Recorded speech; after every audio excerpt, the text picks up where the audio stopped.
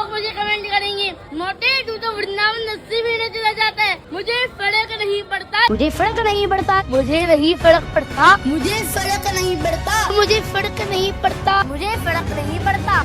ये एक ऐसी चीज है जो हमने अभिनव पर नहीं थोपी है। आजकल एक बाल संत बहुत फेमस हो रहे हैं, अभिनव अरोड़ा। इनकी फैन फॉलोइंग बहुत बड़ी है और इनको एक चमत्कारी बालक माना जा रहा है। अध्यात्म एक आपका पैर है और भौतिक हाथ, दोनों ही जरूरी हुए ना। ये हाथ भौतिक है और ये पैर जो है ये आध्यात्मिक है। आध्यात्मिक ज्ञान आपका पैर है, ये हाथ जो है ये भौतिक है। पैर हाथ हाथ हाथ पैर पैर पैर। बढ़ती पॉपुलैरिटी के साथ जब ट्रोल्स ने इसको एडवाइस दी कि ये स्कूल जाए, तो इसके फादर ने एक ऐसी स्ट्रेटजी अपनाई कि अलग अलग पॉडकास्ट में जाके अपने बेटे को बिठाया और इसने लगभग सब जगह इन स्टेज्ड पॉडकास्ट में बोलना शुरू किया कि ये स्कूल जाता है और उसके बाद अपने एडिशनल टाइम में भक्ति करता है। विद्यालय में पूरा दिन मेरा अच्छा जाता है, विद्यालय में मेरा पूरा दिन उत्तम जाता है, विद्यालय में हर दिन अच्छे से अच्छा जाता है, विद्यालय में मेरा पूरा दिन उत्तम जाता है। अपने ट्रोल्स को जवाब देना इस बाल संत ने शुरू कर दिया। इस बच्चे के पिता ने इसको कुछ रटी रटाई लाइनें बता दी और बस ये हर पॉडकास्ट में कुछ इस तरीके की लाइनें बार बार बोलता रहता है। मुझे फर्क नहीं पड़ता कि जमाना क्या कहता है, मुझे तो ये पता है कि कान्हा मुझे अपना कहता है। मुझे नहीं फर्क पड़ता कि जमाना, मुझे फर्क नहीं पड़ता, मुझे फर्क नहीं पड़ता। इस बच्चे को बहुत अच्छे से ट्रेनिंग दी गई है कि कैमरा एंगल को किस तरीके से देखना है और किस तरीके से पब्लिकली आपको बिहेव करना है। कम उम्र में फर्स्ट सेकंड क्लास से जो सिलेबस धर्म को एक ढाल बना के ये अपने आप को इस तरीके से प्रोजेक्ट कर रहा है कि अगर आप इस बाल संत के भक्त हैं तो आप सीधी भक्ति भगवान की कर रहे हैं। बात का कोई भ्रम नहीं है कि लोग मेरे साथ फोटो खिंचवा रही हैं।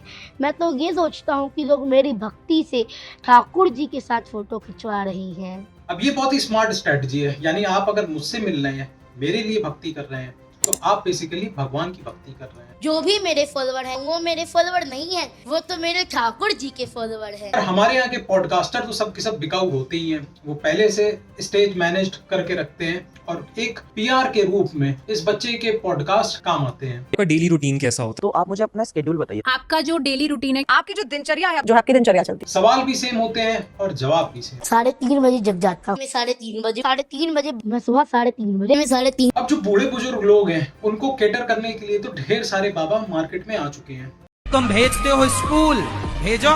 स्कूल जाकर ही तुम्हारा बेटा शराब पीना सीखता है, सिगरेट पीना सीखता है और रिलेशन लिविंग में रहना सीखता है। लेकिन जो यंग ऑडियंस है और खासकर अलग अलग डेटास ने ये शो किया है कि किस तरीके से जो जेन जी है वो ज्यादा रिलीजियस है कंपेयर टू जेन वाई। ऐसे में एक जो ऑडियंस बेस काफी खाली है और जहाँ पे कोई कंपटीशन नहीं है, वहाँ पे अभिनव अरोड़ा अपना एक नीश क्रिएट करने की कोशिश कर रहा है। 50 साल की उम्र में भक्ति करने लगे हो तो भक्ति नहीं है। यदि आप 50 साल की उम्र में, यदि आप 50 साल की उम्र में, अगर आप 50 साल की उम्र में करने लगे तो वो भक्ति नहीं है। भक्ति तो कम उम्र से ही शुरू कीजिए। अभिनव ने अपनी ऑडियंस को सीधे बताया कि उसको एक्चुअली में किसी ने कहा नहीं, किसी ने फोर्स नहीं किया, उसको तो एक डिवाइन इंटरवेंशन हुआ है और भगवान ने खुद उसको इस तरीके से किया कि आज वो एक भगवान का सच्चा भक्त बन गया है। कृपा हुई मुझ पर कि मैं अपने आप से भक्ति करने लग गया और राधा रानी ने ही मुझे इस उद्देश्य से इस धरती पर भेजा है।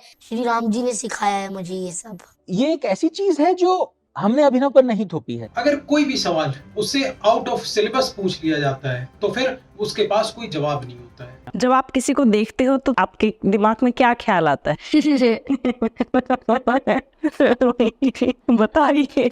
ये तो आउट ऑफ सिलेबस है। अभिनव को क्रिटिसाइज करना और उस पर एक वीडियो बनाना बहुत ही कठिन काम था, क्योंकि एक तरफ तो उसके पास रिलीजन जैसी एक स्ट्रॉन्ग चीज का सपोर्ट है, प्लस वो एक बच्चा है। तो जहां धर्म एक डिफेंस की तरह काम करेगा, वहीं बच्चा होने की वजह से उसे सिंपैथी भी मिलेगी। लेकिन जो फैक्ट्स होते हैं वो सब आपके सामने। कैसे पता चला आपको कि आप पर विशेष कृपा है? कि राधा रानी ने मुझे अपना भक्त बनाया। पर कैसे पता चला? देखिए ठाकुर जी तो मेरे भाई हैं। ये तो आउट ऑफ सिलेबस है। आप खुद बैठ के उन्हें एनालाइज करिए। एक बच्चे को प्रोडक्ट की तरह यूज करना और उससे पैसे कमाना, क्या ये कहीं से भी एथिकल है? इनफैक्ट क्या ये लीगल भी है? तेरी कट जाए बाधा जीवन की, तू कर परिक्रमा गोवर्धन की। राधे राधे राधे।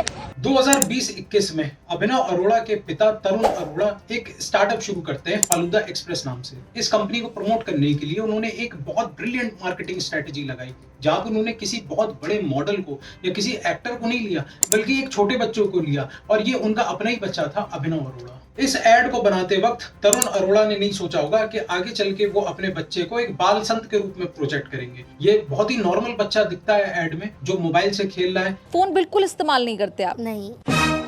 जिसे आइसक्रीम का शौक है, कुछ भेजना मेरे जैसा स्वीट। जो टीवी भी देखता है, और एंटरटेनमेंट के लिए भी इसके पास साधारण से खिलौने हैं जो किसी भी बच्चे के पास होते हैं। उस समय ये बहुत ही नॉर्मल से वर्ड्स जैसे गॉड, मम्मा, मम्मी, इस तरीके के वर्ड्स यूज करता था।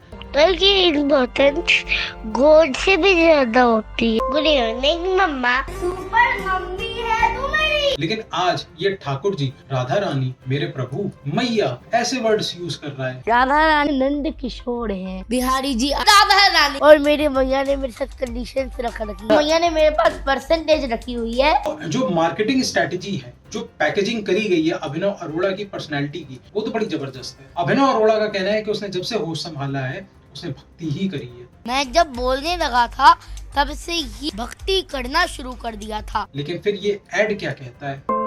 आई एम सॉरी मम्मा, मैं आपसे बहुत नाराज था, क्योंकि मेरे सारे फ्रेंड्स इस लॉकडाउन में सारे अपने मम्मी पापा के साथ एंजॉय कर रहे हैं। फालूदा एक्सप्रेस ने इन्फ्लुएंसर मार्केटिंग करनी शुरू करी, और जनता जंक्शन नाम के एक यूट्यूब चैनल ने 35 वीडियोस छाप डाले सिर्फ इसकी कंपनी को प्रमोट करने के लिए। रैंडम कस्टमर्स से फीडबैक लिया जा रहा था, और उन रैंडम कस्टमर्स में से एक था अभिनव अरोड़ा। क्या नाम है छोटू? अभिनव। रोज खाते हो उधर आके?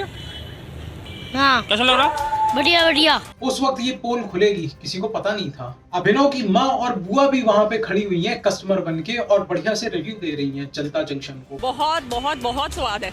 कहाँ रहती हैं आप? मतलब हम रोज यहाँ से निकलते हैं, वॉक करते हैं और रोज खाते हैं हम यहाँ पे। गूगल रिव्यूज में अगर देखा जाए तो अभिनव के फादर ने खुद ही अपनी कंपनी को 5 स्टार रिव्यूज दे दिए हैं। अब ये तो ऐसे हुआ कि मैं अपने वीडियो पे लाइक कर दूं और कमेंट में लिख दूं कि भाई ये तो सबसे बढ़िया वीडियो है पूरे यूट्यूब में। फालूदा एक्सप्रेस जब नहीं चला तो इनके इन्वेस्टर्स के साथ डिस्प्यूट हुए, और मामला कोर्ट में भी जा चुका है, और इन क्रिमिनल केसेस में तरुण अरोड़ा को कन्विक्शन हुआ है, यानी ये दोषी पाए गए हैं। टेड टॉक्स में तो तरुण अरोड़ा ने एक्चुअली अपने फेलियर्स के बारे में भी बताया, लेकिन आज तक का जो उनका सबसे अच्छा स्टार्टअप था, यानी अभिनव अरोड़ा को एक बाल संत के रूप में प्रोजेक्ट करने का, उसके बारे में उन्होंने उस टेड टॉक्स में कोई चर्चा नहीं की। अब आप सोचेंगे कि भाई अभिनव अरोड़ा अगर हमारे भारतीय संस्कृति को प्रमोट कर रहा है तो इसमें बुराई क्या है? देखिए, बुराई ये है कि जो इसने धंधा बना लिया है, इस बिजनेस को एक्सपोज करना बहुत जरूरी था। रसिकन की झूठी प्रसादी पकड़ के अपने जीवन का गुजारा करूंगा। जिस तरीके से ये बाल संत इन्फ्लुएंसर मार्केटिंग कर रहा है और अपने को बताता है कि इसे दुनियादारी से कोई मतलब नहीं है, ये गलत चीज है। महल भी छोड़ दूंगा, लेकिन मैं ब्रिज की कुटिया में रह लूंगा। आज मैं आपको लेकर के आया हूँ प्रियंका बंसल की प्लेलिस्ट। लेकिन ब्रांडिंग और प्रमोशन आज तो बड़ी आसानी से एक्सपोज हो जाते हैं, लेकिन 90s का दौर ऐसा था जब इस तरीके के जो संत होते थे उन्हें एक्सपोज करना बड़ा कठिन होता था। पता ही नहीं चलता था कि क्या सही है क्या गलत। जो दिखाया जाता था बस उसे ही लोग सही मान लेते थे, और इसी में सबसे बड़ा नाम आता है मदर टेरेसा का, जिन्हें तो नोबेल प्राइज तक मिला हुआ है। लेकिन मदर टेरेसा के जो काले कारनामे थे, इनको मैंने एक अलग वीडियो में एक्सपोज किया है, यहाँ पे क्लिक करके देख सकते हैं।